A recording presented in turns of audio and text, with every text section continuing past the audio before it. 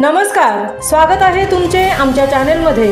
आवाज महामुंबईचा, शोध बातमीचा, कौल मनाचा।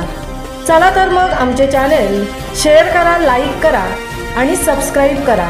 धन्यवाद। जसकर गावात राहत्या घराला आग, घरमालकाचे लाखोंचे नुकसान।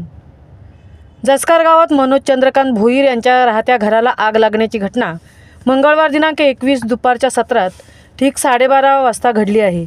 घरात कोणीही नसल्याने घरातील महिला मुले थोडक्यात बचावली आहेत। सदर आगीची माहिती गावातील रहिवाशांकडून सिडकोच्या अग्निशमन दलाच्या जवानांना मिळताच त्यांनी घटनास्थळी धाव घेऊन आग विझवण्यासाठी प्रयत्न केले।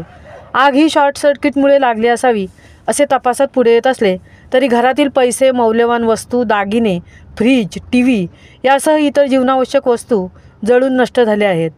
जसकर गावातील रहिवासी मनोज चंद्रकांत भोईर हे मंगळवार दिनांक 21 नेहमीप्रमाणे कामावर गेले होते।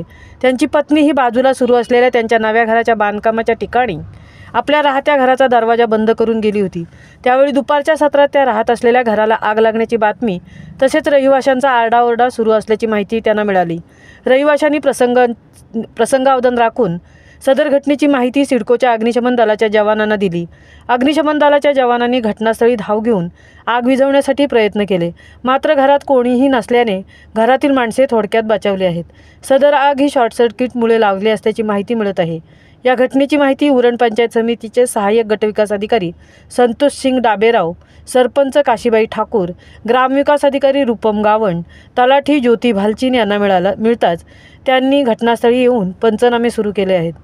घरमालक मनोज चंद्रकांत भोईर यांच्या म्हणण्यानुसार नव्या घराच्या बांधकामासाठी आणलेली रोख रक्कम 50,000, घरातील इतर असणारे पैसे, मौल्यवान वस्तू, दागिने, फ्रीज, टीव्ही संच तसेच जीवनावश्यक वस्तू जळून नष्ट झाल्याची माहिती समोर येत आहे। आवाज महामुंबईचा चॅनेलसाठी अनंत नारंगीकरसह तृप्ती भोईर, उरण।